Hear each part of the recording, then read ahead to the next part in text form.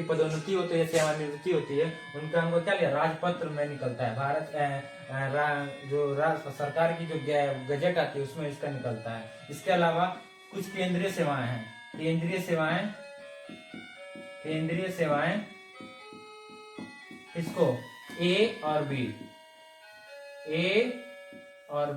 ठीक है ना। ए और बी की जितने भी अधिकारी होते हैं वो भी गेजेटेड ऑफिसर में आते हैं, ठीक है ना। जितने भी केंद्रीय सेवाएं के जो ए क्लास के और बी क्लास के जो अधिकारी होते हैं उनको भी कौन, राजपत्रित अधिकारी आते हैं।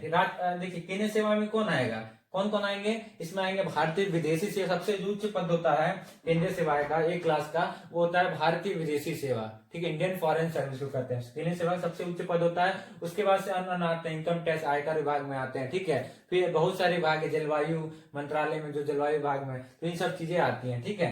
तो ये सब चीजें पाई जाती हैं। लेकिन अब ध्यान रखिएगा, ए और बी क्लास के सारे अधिकारी, बी क्लास के सारे अधिकारी राजपत्रित अधिकारी नहीं होते। बी क्लास के कुछ अधिकारी क्या होते हैं, कुछ अधिकारी जो नीचे होते हैं उसको अराजपत्रित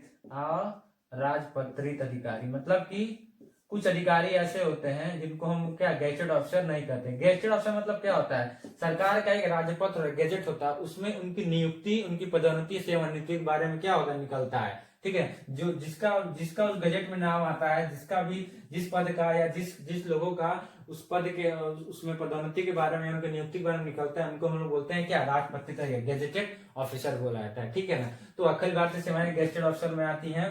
केंद्रीय सेवाएं का ए और बी के कुछ पोस्ट गैजेटेड ऑफिसर होते हैं, सारे पोस्ट नहीं होते हैं। और तीसरा, सी क्लास के जो होते हैं उनको गैजेटेड नहीं माना जाता है, ठीक है ना। ये अधीनस्थ सेवाएं तो इसमें कलर के आते हैं। और डी क्लास में आते हैं चपरासी, ठीक है ना। डी में कौन कौन से आएंगे, चपरासी आएंगे, ठीक है ना।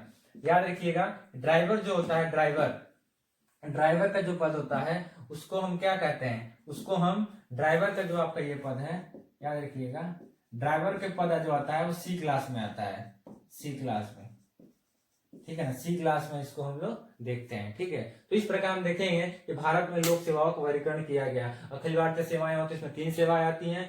केंद्रीय सेवाओं में 4 सेवाएं ABCD में बांटा गया, और राज्य प्रांतीय सेवाएं में उसी प्रकार प्रशासनिक सेवाएं हैं, और हर राज्यों के अपने अधीनस्थ सेवाएं, ठीक है ना। तो ए और बी के अधिकारियों को राजपत्रित अधिकारी बोला जाता है। बी क्लास के कुछ पोस्टों को राजपत्रित अधिकारी, कुछ को अराजपत्रित कहा जाता है। सी में वो सब आते हैं, क्लर्क आते हैं, ठीक है ना, जो जितने भी क्लर्क लेवल काम होते हैं। और डी में होते हैं चपरासी आते हैं, और वो आते हैं पियोन आते हैं, ठीक है ना। तो इसको आप चपरासी आते हैं, और वो क्या, सफाई कर्मी आते हैं डी क्लास में। लेकिन ड्राइवर का जो पद आता है वो सी क्लास में, तो इसको आप लोग ध्यान में रखिएगा। तो इस प्रकार हम देखेंगे भारत में इस प्रकार का पद वर्गीकरण हम लोग पाया जाता है, ठीक है।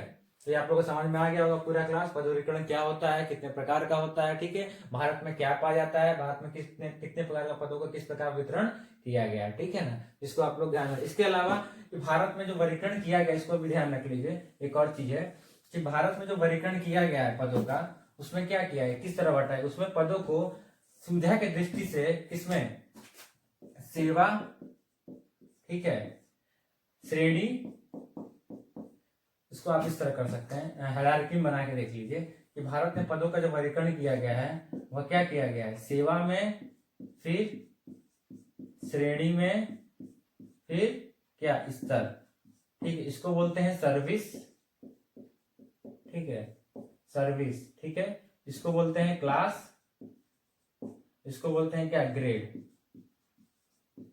ठीक है। या इसको वेतनमान भी बोलते हैं, वेतनमान, ठीक है।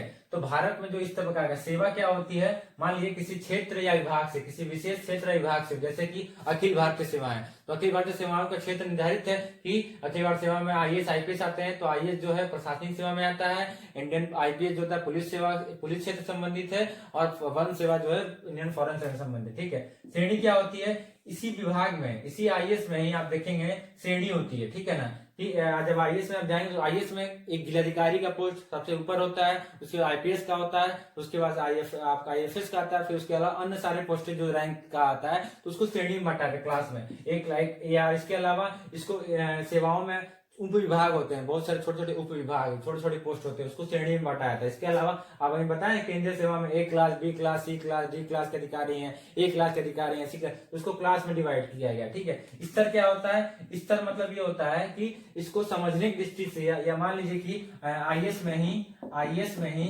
दो लोग हैं, एक प्रशासनिक है, ए जो है वो जिलाधिकारी है, यानी क्या डिस्ट्रिक्ट मजिस्ट्रेट है, डीएम है, और बी जो है वो कुछ और अधिकारी है, और समाज कल्याण विभाग में क्या है? डायरेक्टर है।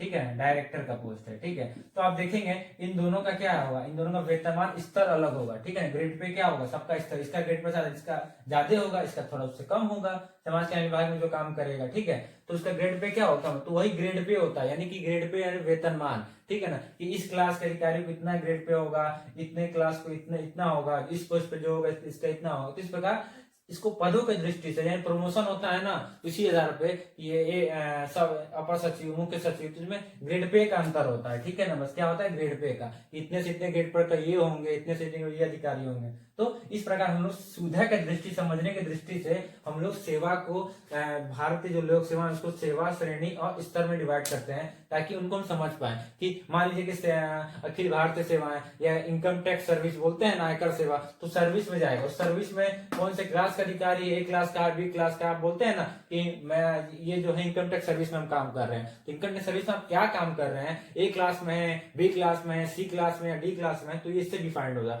फिर उसमें आपका स्तर क्या है, ग्रेड पे क्या है, ए क्लास में भी आप कर रहे हैं तो किस ग्रेड पे काम कर रहे हैं, बी क्लास में कर रहे हैं तो किस ग्रेड पे कार्य कर रहे हैं, सबका अलग अलग ग्रेड पे है उसमें भी। ठीक है, तो इसी आधार पर हम क्या करते हैं? वर्गीकृत किया गया है। ठीक है, लोक सेवाओं का भारत में, तो इस चीज को आप लोग ध्यान में रखिएगा। ये चीजें होते हैं भारत में, इस तरह का पाया जाता है लोक सेवाओं का पद वर्गीकरण। ठीक है ना, तो ये चीजें थे। आप अब आपको आशा है कि आप लोग को पूरा समझ में आओगे, इसमें कोई आपको कंफ्यूजन नहीं होगी। बाकी अगर कोई भी कंफ्यूजन होगी तो आप लोग मुझसे पूछ सकते हैं। ठीक है।